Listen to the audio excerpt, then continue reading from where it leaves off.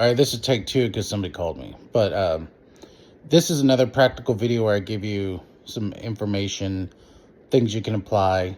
Remember, this is just food for thought. That's not recommendation, just stuff to consider. So this, I'm going to go over page breaks and section breaks. Page breaks and section breaks allow you to kind of mix up things in the document, allow sometimes for you to go from chapter to a normal page.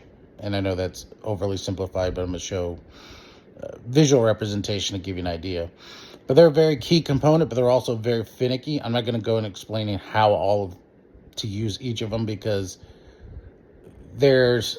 until you do it, it's a lot more, it's easy to explain, it's a lot harder to do, and it's not until you kind of mess up a few times that you kind of get used to it. I use personally Word, and then I do from Word to convert to a PDF. I find it's a little easier when you're messing with page breaks and section breaks to do it in Word versus like if you go straight to a PDF. Now, some people are really good at that. That's not me.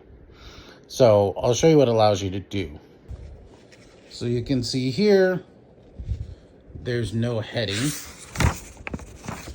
Now in the previous page, there is a heading. And now you see that same heading and a different heading. Page number, no page number. So as you can see, section breaks and page breaks can allow you to do different things with headings and or footers or footing. Is it footings? Footers? One of those two.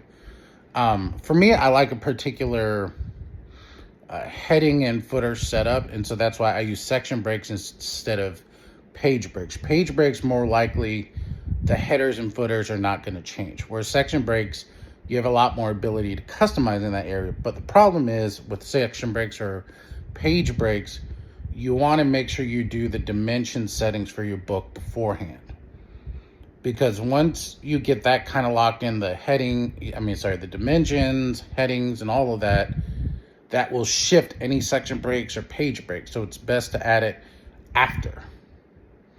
I learned that mistake the hard way, because it's hard to go from once you set the dimensions to replacing your page breaks and section breaks. So page breaks are a little easier to deal with. Section breaks, I find, are a little harder, but they do give you a little more customization on how you want your heading and your pages to look.